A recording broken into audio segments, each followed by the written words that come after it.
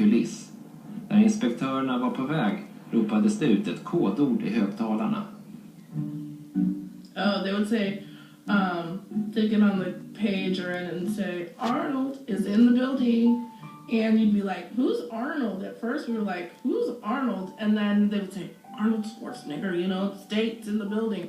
So you're like running around making sure, you know, everything is great and perfect. But no way. For 1 week it could be perfect and the residents are like, oh, this is wonderful. And then, you know, the next week it's like a landslide in there. How did they make sure that the government thought they had the proper staffing? They would add patient or staff in there who weren't working the floor.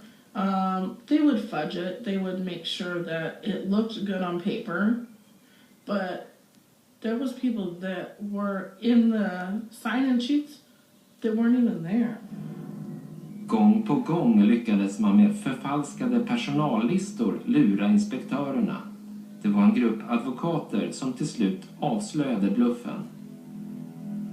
Somebody would fall and break their hip and we got asked to investigate, you know, should this have happened? Michael Famer är en av Amerikas mest erfarna advokater när det gäller att stämma äldrevårdsföretag. Och när anhöriga kontaktade honom om fallskador som drabbat de gamla så var det just personalfusket som var nyckeln till en skadeståndsprocess. When we started doing investigation and discovery, we got their internal staffing records and discovered that here we were in 2004, 2005, that sometimes 50% of the days their staffing was below the state's minimum staffing requirement, which was pretty shocking at the time. Han upptäckte snart ett mönster i företagets strategi. När Skilled Healthcare tog över ett äldreboende så kortades arbetspassen genast med en halvtimme. When you multiply that increment by the number of employees, 7 days a week, 3 shifts a day, those numbers start adding up. When you look at the multiple facilities they have, it starts equating to tens to hundreds of thousands of dollars.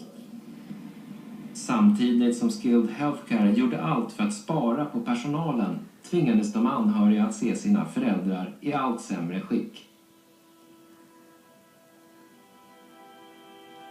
My father was incontinent, so a lot of times when we went in to see him, or I was over there, his sweatpants would be soaking wet and urine would be running down into his shoes.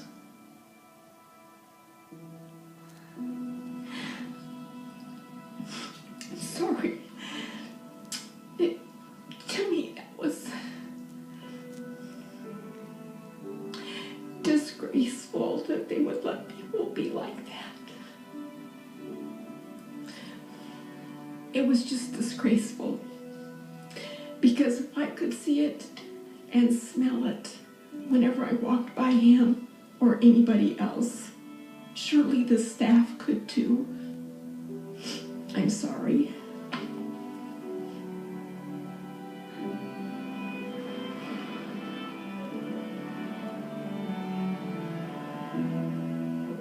Cindy Cool tyckte ändå att personalen slet och gjorde sitt bästa.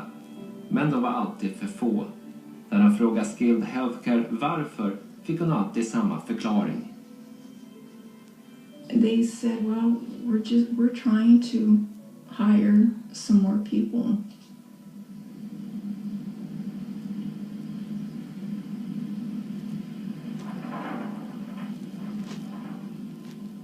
Processen mot Skilled Healthcare slutade med att företaget dömdes att betala över 4 miljarder kronor i böter.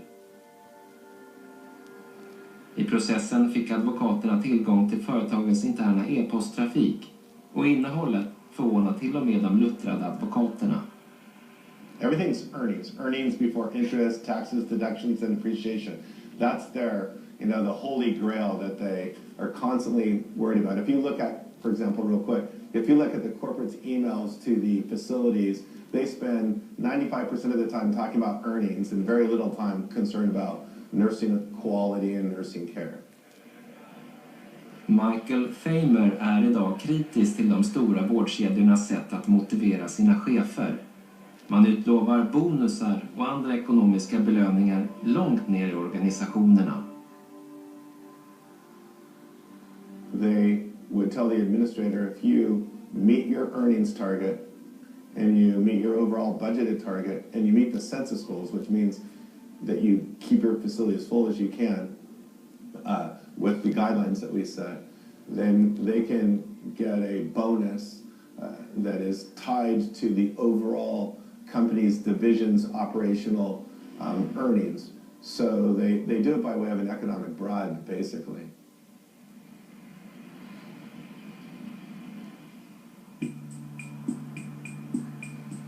Charlene Harrington har kommit fram till att en vinstdrivande äldreomsorg kräver en omfattande kontrollapparat. Well, it's only because we have a private for-profit system that you have to build in a tremendous amount of oversight. Måste vi nu också i Sverige ha en kontroll som förutsätter fusk? Bör man misstänka att en gammal pappa som ramlar och förlorar i vikt gör det för att vårdföretaget istället har valt att öka vinsten? Vårdföretagarna är en arbetsgivarorganisation för den privata äldreomsorgen. Och här har man inte dragit några slutsatser av det som hänt i USA. Jag vet inte skillnaderna mellan hur man gör i USA och här. Jag kan inte äldrevården nu i USA, hur det är upplagt här. Jag vet att CAREMA bedriver många verksamheter och att det är många som är väldigt nöjda med både boende, politiker och andra. Så att det är det jag kan säga. Nu är även CAREMA Sveriges största privata äldreomsorgsföretag till hälften ägt av amerikanska intressen. Ser du någon parallell där? De som är och verkar här är ju då de som driver verksamheten. Sen naturligtvis finns det ägare i bakgrunden, men det är de här riskkapitalbolagen, de äger ju både vårdföretag och andra typer av företag. Vi ska vara glada för att vi får in riskkapital i Sverige, att man är beredd att satsa här. Det är ju en kamp om riskkapitalet idag. Och då är det viktigt att vi snarare får hit det så att vi inte ser till att det bara investeras i utlandet. För vårdföretagarna är CAREMA som vilket medlemsföretag som helst. Men här på Ersta diakoni är man betydligt mer bekymrad över riskkapitalets intresse för äldreomsorg. Ersta tillhör de äldsta alternativen till kommunal äldreomsorg. Och Stefan Nilsson är rädd att något mycket viktigt är på väg att gå förlorat. Det finns en risk att man tappar bort det perspektivet. Att den här verksamheten, vårdverksamheten, finns inte bara därför att vi människor tycker att det är kul eller för att det är marknads bland andra, utan det finns därför att människor måste ha vård. Och därför att det ligger i vår, så att säga, att vara människa. Att vi har den förmågan att kunna se varandra, känna empati, vilja vårda och ta hand om varandra. Även Ersta är beroende av vinst för att kunna utveckla verksamheten. Men Stefan Nilsson är rädd att riskkapitalbolagen odlar en kultur där vinsten får en alldeles för stor betydelse.